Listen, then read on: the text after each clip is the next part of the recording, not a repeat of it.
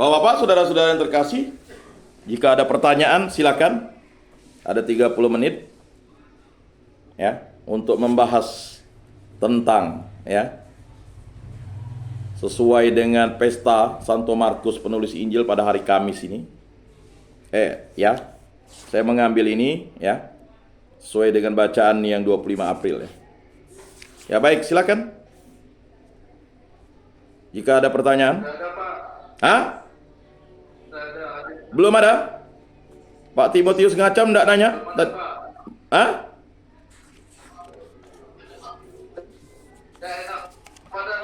Oh, ya semoga segera sembuh ya Pak Timotius. Ya. Baik, mari kita refleksikan ya pada sesi terakhir ini. Wajah kerahiman ilahi. Yesus Kristus adalah wajah kerahiman Bapa. Itu jelas. Ya. Kata-kata ini bisa dengan baik merangkum misteri iman Kristiani. Kerahiman telah menjadi hidup, tampak dan mencapai puncaknya dalam Yesus dari Nazaret, Bapa yang kaya dengan rahmat. Surat Rasul Paulus kepada jemaat di Efesus, bab 2 ayat 4. Setelah mewahyukan namanya kepada Musa sebagai Tuhan Allah penyayang dan pengasih, panjang sabar berlimpah kasihnya dan setianya, Keluaran bab 34 ayat 6, tak henti-hentinya menunjukkan dengan berbagai cara sepanjang sejarah kodrati ilahinya setelah genap waktunya. Surat Rasul Paulus kepada jemaat di Galatia bab 4 ayat 4. Ketika segala sesuatu telah diatur menurut rencana keselamatannya, Ia mengutus putra tunggalnya ke dunia yang lahir dari perawan Maria untuk mewahyukan kasih-Nya kepada kita secara definitif.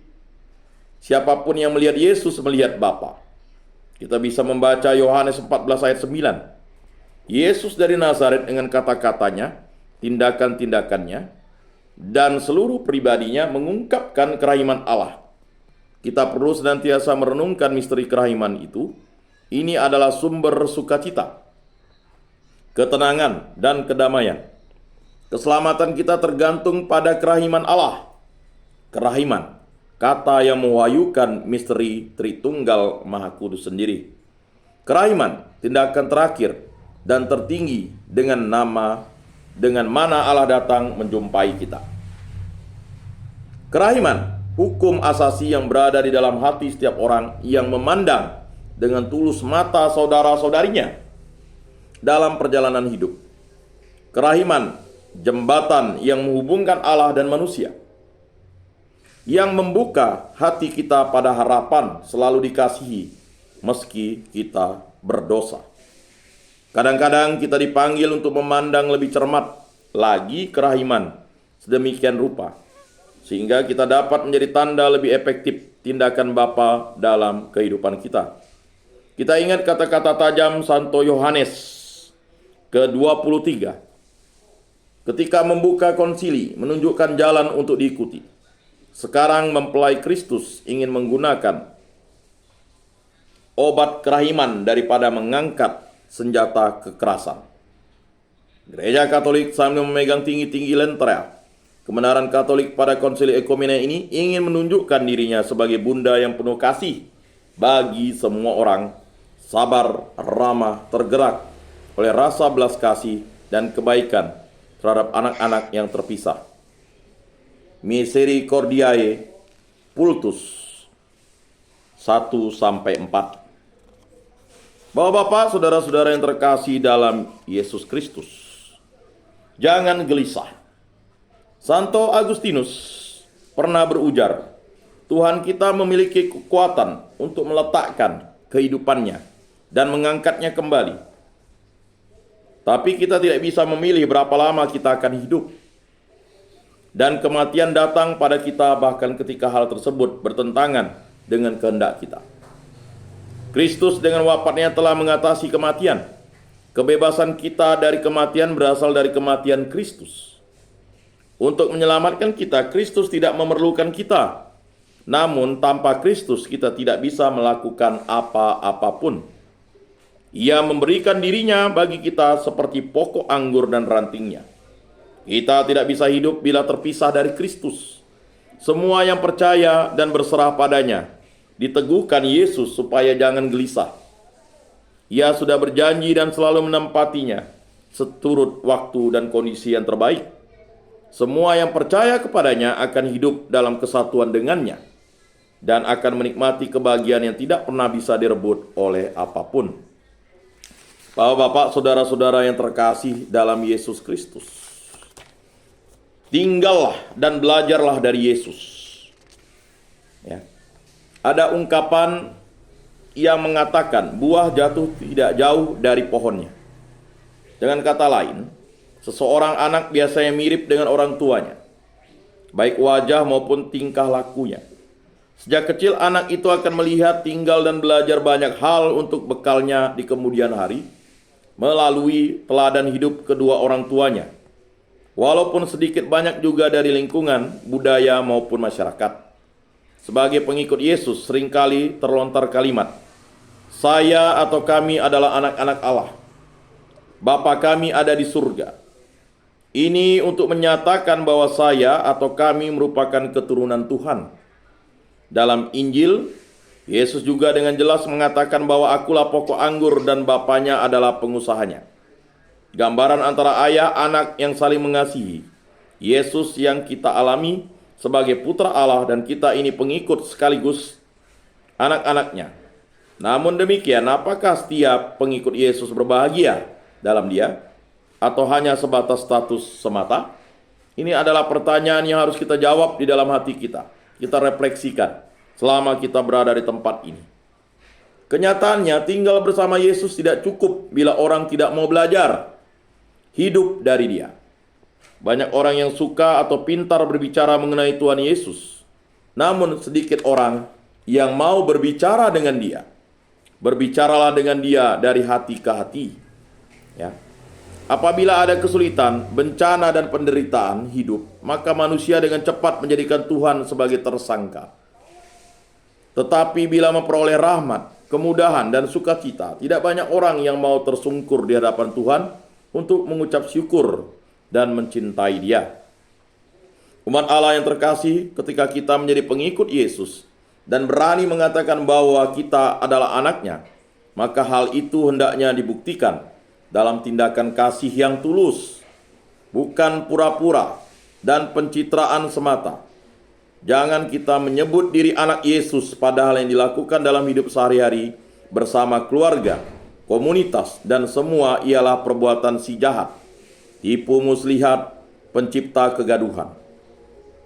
Perbuatan demikian menunjukkan seseorang tinggal dalam Yesus bukan untuk belajar darinya, tetapi ngekos di rumah Tuhan. Dengan demikian, anak kos itu hanya hidup dengan Yesus, namun tidak ingin belajar dari Dia. Inilah fakta yang terjadi dalam diri kita. Kita seperti ngekos saja, ya, tidak mau belajar dari Yesus. Tinggal belajar dalam Yesus memang tidak mudah, karena kita tidak dapat melihatnya secara langsung. Yang bisa melihatnya secara langsung adalah para murid, para jemaat perdana. Luar biasa. Itulah mengapa mencintainya bukan dari mata turun ke hati, melainkan dalam hati lalu mengalir ke mata. Sebab Tuhan tidak melihat, namun bisa dirasakan melalui pengalaman, kesulitan, keberhasilan, penderitaan. Allah adalah kasih, sehingga apapun yang dilakukan Yesus berarti lahir darinya. Mengapa kita masih ragu dan bertanya untuk menghayati sabdanya? Kita pengikut Yesus atau pura-pura demi kepentingan pribadi atau kelompok? Berapa lama lagi kamu berlaku timpang dan bercabang hati? Kalau Tuhan itu Allah, ikutilah Dia. Ditegaskan oleh Nabi Elia dalam 1 Raja-Raja bab 18 ayat 21. Percayalah bahwa tidak ada manusia yang sempurna, tetapi Yesus meminta kita supaya demikian. Lalu mengapa kita tidak memperjuangkannya? Masa Yesus PHP? Kita sibuk membenarkan kelemahan dan dosa kita di hadapan Tuhan dan sesama. Kesempurnaan yang dikehendaki oleh Tuhan dalam hidup para murid pertama-tama bukanlah menjadi santo atau santa, melainkan melakukan sabdanya dengan tulus, ikhlas, jujur. Tidak perlu melaporkan dan mempromosikannya, melainkan menyimpannya dalam hati bersama-sama Tuhan.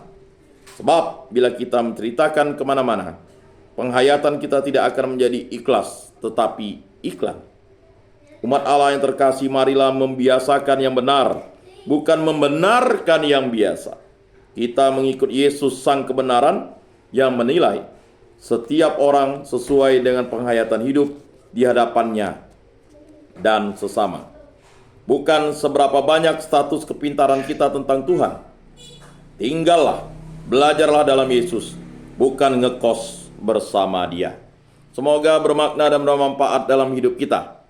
Terima kasih atas kehadiran Bapak-bapak, saudara-saudara pada hari ini. Semoga bermakna dan bermanfaat dalam hidup kita.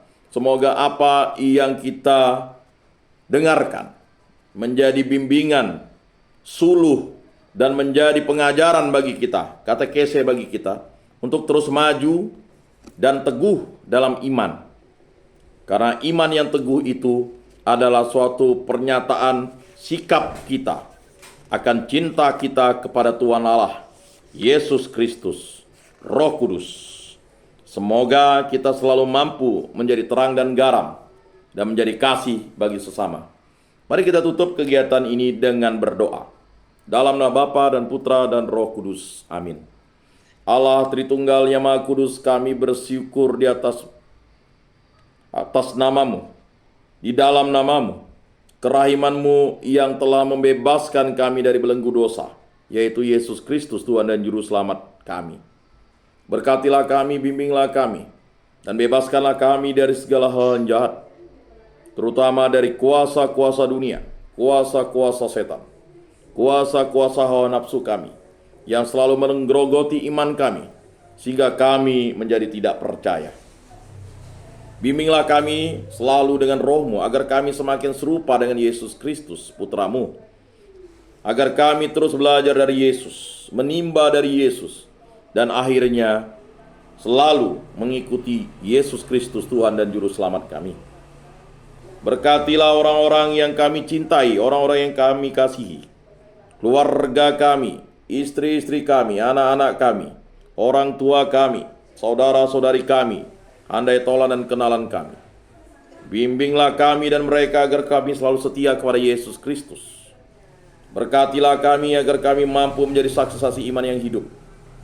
Bimbinglah kami agar kami menjadi pewarta-pewarta dan menjadi saudara dan sahabat bagi saudara-saudari kami, kawan-kawan kami. Agar mereka yang mengimani Kristus, yang mungkin tersesat, agar kembali kepada Kristus.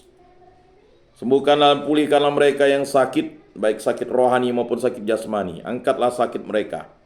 Karena dengan sakit mereka, kami mengetahui bahwa Engkaulah Tuhan dan Juru Selamat kami, sebagai tabib ajaib yang mampu menyembuhkan kami. Bimbinglah kami, kuatkanlah kami pengurus gereja ini, agar kami selalu setia dan sabar. Dan juga sebagai umat, kami selalu bertekun dalam doa, dalam firman, dan dalam perbuatan baik. Semua doa ini kami serahkan dengan perantaraan Tuhan kami Yesus Kristus yang hidup dan meraja, kini dan sepanjang segala masa. Amin. Dalam nama Bapa dan Putra dan Roh Kudus. Amin. Salam, salam kasih, damai, dan sejahtera. Tuhan memberkati, menyertai, dan melindungi. Sampai berjumpa pada kegiatan bimbingan penyuluhan dan katekisa kita pada selanjutnya.